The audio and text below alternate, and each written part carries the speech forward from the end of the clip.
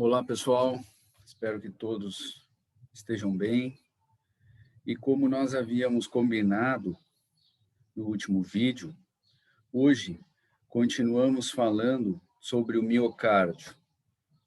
Se vocês lembram do último vídeo, a última coisa que nós conversamos foi que estímulos são gerados nas células autorrítmicas e são enviados para as células contráteis. Que esses estímulos são, na verdade, a entrada de sódio, principalmente de cálcio, nas células autorrítmicas, e a chegada dessa onda de cálcio, de sódio e principalmente de cálcio, nas células contráteis, fazendo com que elas se contraiam, então. O que essa figura mostra para vocês é exatamente o que acontece, ela está representando aqui, né, de uma forma gráfica, o que acontece nas células autorrítmicas, certo? As células autorrítmicas do miocárdio. Autorrítmicas ou células de marca-passo, como vocês preferirem, tá? Então, se vocês olharem nessa figura bem da esquerda, essa figura aqui, pessoal, na verdade, esses três gráficos, eles poderiam ser colocados em um único gráfico, tá? O autor só dividiu em três para que não ficasse muito pesada a figura, tá? Mas vocês podem observar que a linha gráfica é idêntica nos três, e ele apenas identifica eventos que estão acontecendo em cada uma dessas três figuras que vocês estão vendo aí, tá? Mas são eventos, repito, que poderiam estar numa única figura.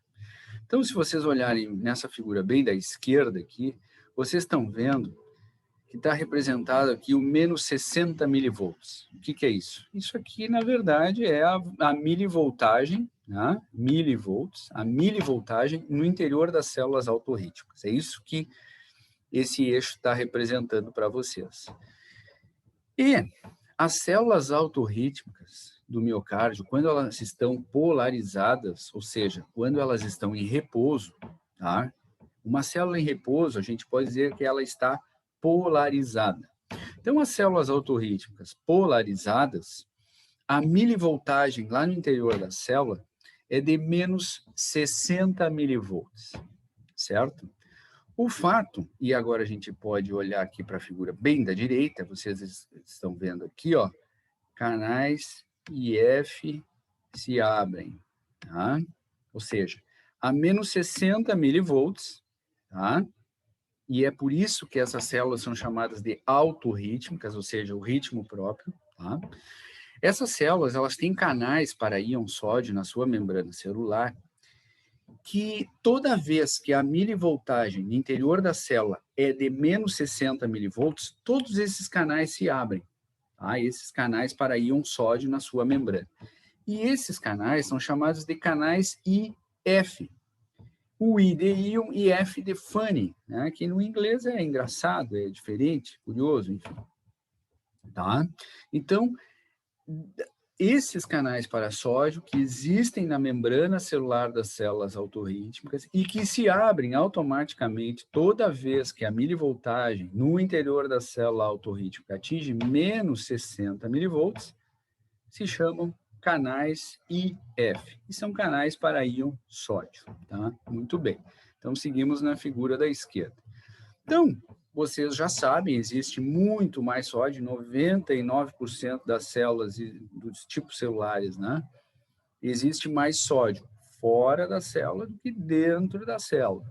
Então, na medida em que há canais para íon sódio abertos na membrana celular, por diferença de concentração, por gradiente de concentração, começa a haver um influxo de cálcio, ou seja, começa a entrar sódio nas células autorrítmicas. E o sódio, vocês muito bem lembram, está mostrado aqui nessa figura do meio agora, ó, o sódio entrando, mas o que eu quero chamar a atenção de vocês aqui é que o sódio, sempre lembrem que o sódio tem carga positiva. Então, na medida em que está entrando sódio na célula, está entrando carga positiva, correto? Muito bem.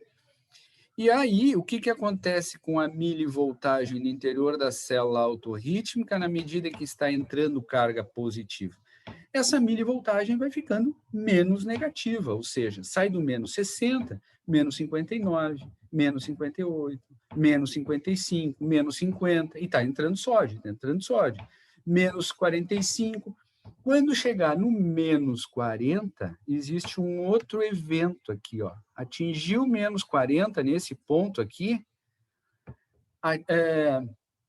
se tem um outro evento. Qual é o evento? Bom, na verdade, existem dois eventos aqui quando a milivoltagem é menos 40, que ele chama aqui menos 40 é o limiar, né? Então, quando atinge o limiar, ou seja, o menos 40 milivolts no interior da célula autorrítmica, acontecem duas coisas. Primeiro, se fecham os canais IF, e aí para de entrar sódio, tá? Segunda coisa que acontece, se abrem canais para íon cálcio, e aí começa a entrar cálcio. Então, o sódio ele entrou do menos 60 até o menos 40. Do menos 40 para cima, quem vai entrar é cálcio, certo? E é o que vocês estão vendo identificado agora, nesta figura do meio, entrando o cálcio. Ou seja, há uma entrada enorme de cálcio nas células autorrítmicas, há uma invasão de cálcio nas células autorrítmicas, e esse cálcio vai se espalhando pelas células contráteis, porque vocês bem sabem, eu já mostrei lá, que as células autorrítmicas, elas são conectadas, né, por gap junctions, por proteínas, por pontes proteicas, com as células contráteis. Então, o cálcio ele não vai ficar preso nas células autorrítmicas. Esse cálcio vai entrando nas células autorrítmicas e vai se espalhando pelas células contráteis, fazendo com que as células contráteis contraem. Muito bem. E esse cálcio vai entrar até elevar a milivoltagem aqui, ó, próximo do mais 20. Tá? Quando estiver próximo lá do mais 20, ou seja, passou de zero e chegou praticamente a mais 20. Tá? Então, o cálcio vai entrando do menos 40 até próximo do mais 20 lá. Há um enorme influxo de cálcio. O que acontece, então, quando atinge aproximadamente mais 20 milivolts dentro das células autorrítmicas, acontecem duas coisas. O quê? Os canais de cálcio se fecham. Bom, aí parou de entrar cálcio. Segundo, se abrem canais para íon potássio. E vocês já sabem que existe muito mais potássio dentro da célula do que fora das células. Isso em 99% das células é assim. Na medida em que sai potássio, né, nesta parte de declínio aqui da curva, ó, né, ou seja, na medida em que está saindo potássio das células autorrítmicas, está saindo, em outras palavras, carga positiva. E a milivoltagem, que estava em aproximadamente 20, está saindo potássio agora, que está saindo carga positiva de dentro da célula, mais 19, mais 15, mais 10, mais 5, 0, menos 5, menos 10, menos 30, menos 40, menos 50, até atingir o menos 60 aqui. Ou seja, a milivoltagem voltou a menos 60. Nesse momento em que atingiu menos 60 milivolts, há uma reorganização ultra, mega, super rápida, todo o sódio que entrou sai, todo o cálcio que entrou sai, todo o potássio que saiu retorna, milivoltagem menos 60. O que acontece? Novamente, a gente vai para a figura da esquerda aqui, se abrem canais para íon sódio, ou seja, se abrem canais IF e começa tudo de novo, certo? Então, quando a gente diz que as células autorrítmicas geram estímulos e enviam esses estímulos para as células contráteis, na verdade, ao que a gente está se referindo é isso aí que vocês estão vendo. Entrada de sódio, entrada de cálcio, depois saída de potássio, ou seja, o sódio e o cálcio acabam se espalhando pelas células contráteis e as células contráteis se contraem, tá? E assim o miocárdio vai contraindo, relaxando, né? Sístole, diástole, primeiro dos átrios e depois dos ventrículos, e dos ventrículos sempre do ápice em direção à base, né? Para que haja o fluxo de sangue através do miocárdio, de uma forma fisiológica, e, consequentemente, que o miocárdio consiga bombear o sangue tanto para a circulação sistêmica quanto para a circulação pulmonar. Certo, pessoal? Então, essa é a ideia, que vocês tenham uma noção, para quem ainda não lembrava disso, né? De como o nosso coração funciona, como o nosso miocárdio funciona. Muito bem. Eu havia dito para vocês que, além de nós falarmos hoje sobre o miocárdio, a gente vai falar, e falaríamos também, e vamos falar, um pouco sobre circulação sanguínea. Não esqueçam que nós temos a circulação sanguínea, que é a famosa, né? Mas temos também uma circulação linfática, né? Que é menos famosa, digamos assim, mas não menos importante. Eu só estou chamando a atenção, aproveitando a oportunidade, né? Porque eu disse circulação sanguínea. Tá, mas não é a única circulação? Não, não é. Vamos lá. Essa figura aqui, ó, mostra para vocês o plexo cardíaco, ou seja,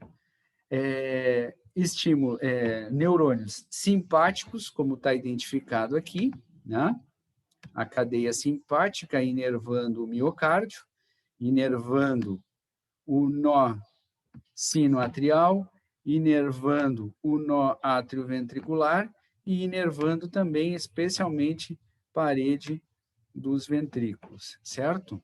E, a partir do nervo vago, que está aqui em cima, dá para ver só uma partezinha aqui, a partir do nervo vago, não sei se aparece para vocês essa barra que aparece para mim aqui, mas eu vou deslocar ela. A partir do nervo vago, então, os neurônios parasimpáticos, né, que também inervam o miocárdio, obviamente, né, especialmente nó sinoatrial e nó atrioventricular. Esse é o famoso plexo cardíaco, essa rede de neurônios, tanto parasimpáticos quanto simpáticos, que inervam o nosso e controlam, né, o nosso miocárdio. Tá? Eu acho que tem mais uma figura ainda sobre simpático e parasimpático. E depois a gente fala da circulação. Deixa eu apagar isso aqui. Exatamente. Essa figura aí que vocês estão vendo, pessoal, mostra para vocês, a figura da esquerda, mostra o nosso miocárdio sobre ação simpática. E a figura da direita, a figura B aqui, mostra o nosso miocárdio sobre ação parasimpática, certo? Deixa eu pegar esta linha, não tem linha azul aqui, tá? Então, aqui na figura da esquerda, vocês estão vendo em preto aqui, ó, esta linha preta, se eu não me engano é preta, é preta. Vocês estão vendo que ele identificou, ele chamou aqui de normal, né? Lembrando para vocês que é, digamos assim, o normal quando nós estamos em repouso, tá? Essa figura que ele chamou de, essa linha, né, que ele chamou de normal aqui, é uma linha exatamente igual àquela que a gente estava vendo anteriormente, que nós vimos anteriormente, lá quando eu falei da entrada do sódio, da entrada do cálcio e da saída do potássio, tá? Vocês podem identificar isso aqui. Ou seja, neste eixo aqui, ó, ele mostra tempo em segundos. E aqui ele mediu um tempo de aproximadamente 2,4 segundos. Muito bem. Então, o que a gente observa aqui, ó, nas células autorrítmicas é o seguinte: menos 60 milivolts, entra sódio, vai até menos 40 milivolts, entra cálcio, vai próximo lá do mais 20, sai o potássio, há uma despolarização das fibras, chega em menos 60, começa tudo de novo, entra sódio, depois cálcio, depois sai potássio, despolariza novamente a fibra, depois sódio, cálcio, sai potássio, enfim. Num intervalo de tempo de aproximadamente 2,4 segundos, nós temos aqui uma, duas, três ondas de polarização e despolarização, certo? Ou seja, nas células autorrítmicas. Muito bem. Quando nós estamos sob ação simpática, é o exemplo que ele mostra aqui, tá? Claro que nós podemos ter uma ação simpática mais forte, mais fraca, depende da situação, né? Mas vocês devem ter ouvido já que a ação simpática sobre o miocárdio, sobre outros tecidos, ela acontece principalmente quando nós estamos naquela condição que a gente denomina de luta ou fuga, né? Que nós estamos em tensão, certo? E é o que esse gráfico da linha vermelha tenta representar para vocês. Agora eu peguei o vermelho aqui, então seguinte, imaginem neurônios simpáticos agora liberando noradrenalina, tá? Que é o seu neurotransmissor, né? Os neurônios pós-ganglionares simpáticos liberando noradrenalina, essa noradrenalina se ligando às células autorrítmicas. Além disso, vem a adrenalina pela corrente sanguínea e se liga também nos seus receptores nas células autorrítmicas, certo? O que acontece, então, com os canais IF, ó, sob a ação da noradrenalina e da adrenalina? Vocês observam que eles se abrem antes de chegar no menos 60, certo? Quando chegou ali em menos 57, menos 58, já tem canal IF se abrindo, já tem sódio entrando. Vocês observam também uma segunda diferença em relação à linha que eu pintei de azul ali, que é a linha vermelha, esta linha vermelha até o menos 40, ela é bem mais inclinada. Significa que entrou muito mais cálcio e de forma muito mais rápida. Por quê? Porque a noradrenalina e a adrenalina também aumentam o número de canais para cálcio abertos na membrana celular das células autorrítmicas. Então, o que a noradrenalina e a adrenalina fazem nas células autorrítmicas? Elas aumentam elas aumentam a sensibilidade dos canais IF, fazendo com que eles se abram antes de chegar no menos 60.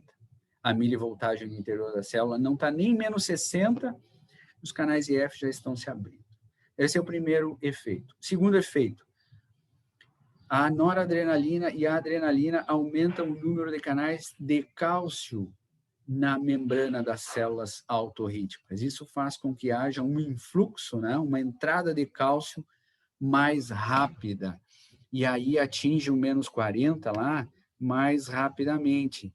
E aí depois sobe a mais 20, depois despolariza quando sai o potássio. Vejam aqui, ó, chegou a menos 57, talvez, menos 56, já abriu o canal IF, já começou de novo a despolarizar, já entrou cálcio, já saiu potássio, e assim vai se repetindo, até que, naquele intervalo de aproximadamente 2,4 segundos, vocês já identificaram onde eu quero chegar, ao invés de 3 ondas de despolarização e repolarização, né, 3 ondas de despolarização e depois repolarização nas células autorrítmicas, nós temos 1, 2, 3, 4, 5. Então, ao invés de 3, agora nós temos 5 no mesmo intervalo de tempo. Ou seja, nesta situação, observa-se uma taquicardia, um aumento na frequência, no ritmo cardíaco, na frequência cardíaca, um aumento nos batimentos cardíacos, certo? Porque este indivíduo está agora numa situação de luta ou fuga, tensão, né? E, obviamente, que o coração vai bater mais rápido, tá? Eu não lembro, agora eu estava falando aqui, talvez eu tenha dado uma informação errada para vocês alguns minutos atrás, por isso eu vou repetir, se estava errado eu corrijo. Vamos usar essa linha aqui, ó. Quando está entrando sódio e depois entrando cálcio, né, em que a célula sai lá do menos 60, neste caso do menos 57, mas quando a célula sai do menos 60 e, e, e se torna menos negativa, pessoal, ou seja, neste lado da curva aqui, ó, ela está sofrendo uma despolarização. Tá? Qualquer célula, não são só as células autorrítmicas, isso vale para qualquer célula. Uma célula polarizada é uma célula em repouso. Eu estou falando sobre células excitáveis, tá? E as células autorrítmicas é um tipo de célula excitável. Fibra estriada esquelética é outro, fibra lisa é outro, neurônio é outro. Tá? Células excitáveis que dependem desses estímulos. E existem outros tipos também, tá? Mas uma célula em repouso, uma célula excitável em repouso, a gente pode dizer que ela está polarizada. Aí chega o estímulo a ela e faz com que a milivoltagem no seu interior aumente, como é o caso que vocês estão vendo aqui, ou seja, ela se torna menos negativa. Na medida em que ela está se tornando menos negativa, ou seja, que agora ela recebeu um estímulo, ela está ativada, a gente pode dizer que ela está despolarizando. Então, quando a célula sai do menos 60 e vai ao menos 40, ela despolarizou. Quando ela sai do menos 40 e vai ao menos 20, ela despolarizou. Quando ela vai chegar ao mais 20, ela despolarizou, certo? E quando ela começa, quando cessa o estímulo, já neste lado da curva, e ela inicia o seu retorno ao ponto inicial, que neste exemplo é menos 60, se eu estivesse falando em neurônio, seria menos 70, se eu estivesse falando em célula em fibra estriada esquelética, seria menos 90, enfim. Quando ela começa o seu retorno ao ponto inicial, ela está repolarizando. Quando cessa o estímulo e toda a carga positiva que entrou começa a sair e ela começa a retornar lá para o menos 60, ela está repolarizando. Quando ela chegar no menos 60, ela está polarizada, ou seja, está em repouso. E logo em seguida ela vai sofrer outra despolarização, depois uma repolarização, até chegar a polarizado de novo, e isso se repete constantemente, de forma cíclica, tá? Então, eu não tenho certeza se foi isso que eu falei alguns minutos atrás, eu não tenho aqui como voltar, né? Então, se eu falei errado lá atrás, eu corrigi agora. Se eu falei certo lá atrás, eu assino embaixo agora, tá bom? Vamos adiante. Ah, perdão. Ainda aqui, ó, na figura da esquerda, existe um estímulo parasimpático, tá? Agora sim, em preto aqui, vocês estão vendo a mesma figura, a mesma linha gráfica, o mesmo gráfico da figura da esquerda, ou seja, 3 ondas de despolarização e repolarização em 2,4 segundos.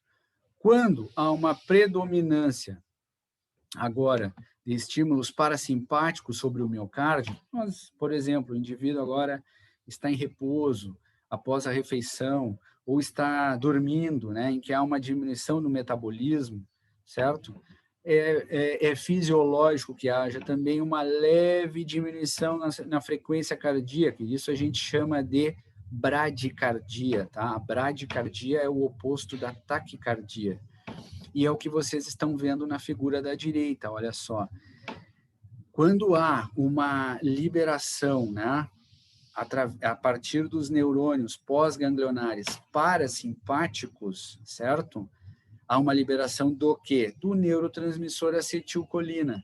E quando a acetilcolina se liga aos seus receptores na membrana plasmática das células autorrítmicas, o que a acetilcolina faz sobre esses receptores é atrasar um pouco a abertura dos canais IF, ou seja, a milivoltagem no interior da célula precisa chegar a menos 63 por aí, para que só então os canais IF se abram, certo? A segundo efeito da acetilcolina, ela diminui os canais de cálcio abertos na membrana plasmática das células autorrítmicas. Isso faz com que o cálcio entre mais, ou seja, a entrada de cálcio seja mais lenta. Isto faz com que esta curva aqui, ó, seja muito mais inclinada do que esta outra aqui, ó, que mostra, né, uma situação normal, digamos assim. Tá? Aí chega a menos 40, entra mais cálcio, ou seja, despolariza até o mais 20 lá. Nesse caso, nem chega ao mais 20, né? Entra menos cálcio, chega a próximo a mais 10, e aí começa e fecha os canais para cálcio, começa a repolarização, ou seja, a saída do potássio, aí chega aqui no menos 63, abre canal IF, mais lentamente ainda a chegada até o limiar para que só então se abram, ou seja, todo o processo ele fica mais lento. E ao invés de 3 curvas, agora no mesmo intervalo de 2,4 segundos, nós temos apenas 2, ou seja, caracterizando aqui uma bradicardia sobre o efeito parasimpático, né? Todo o processo cíclico este fica mais lento, certo? E só para concluir aquela terminologia do polarizado, despolarizado e repolarizado, eu vou falar aqui do hiperpolarizado. O que é uma célula hiperpolarizada? É uma célula que está mais negativa do que ela fica quando está em repouso. Ou seja, neste caso aqui, a célula autorrítmica, sob efeito parasimpático, ela tem que hiperpolarizar para só então iniciar a sua despolarização, ou seja, ela tem que ficar mais negativa do que ela normalmente é, ou seja, menos do que menos 60, para só então ela iniciar a despolarização. Então, isso é o exemplo aqui, repito, né, das células autorrítmicas. Mas se vocês imaginarem, o que é um neurônio hiperpolarizado, professor? Bom, um neurônio a menos 70 milivolts, ele está polarizado, ele está em repouso. Se eu inibir aquele neurônio, pode ser que ele hiperpolarize, ou seja, ele vá para menos 80 milivolts, certo? Como assim? Ah, vai sair potássio de repente, ou vai entrar cloro, que é o mais comum, né? Cloro tem carga negativa. Então, vai hiperpolarizar o neurônio, e ele vai a menos 80 milivolts, certo? Então, ele fica hiperpolarizado, mais polarizado do que normalmente ele é. Tá? Então, essa é uma terminologia com a qual vocês podem se deparar quando forem estudar sobre células, especialmente neurônios, células autorrítmicas. Tá? Dei uma noção para vocês, caso vocês tenham alguma dúvida, evidentemente, devem me perguntar, certo? Bom, nós estamos quase estourando o tempo. O planejado hoje era falar também sobre um pouco sobre circulação sanguínea, tá? Mas não vai dar. Então, a gente vai encerrar por aqui. No próximo vídeo, nós vamos conversar sobre circulação sanguínea. Vou relembrar para você a circulação sistêmica, circulação pulmonar, e vou mostrar para vocês também o que faz com que ocorra a filtração capilar ou a absorção capilar, ou seja, o que faz com que substâncias saiam do sangue quando o sangue está passando pelos capilares sanguíneos em direção às células, né? E o que faz com que muitas substâncias que são produzidas pelas células, são secretadas, né, liberadas pelas células, caiam na corrente sanguínea, tá?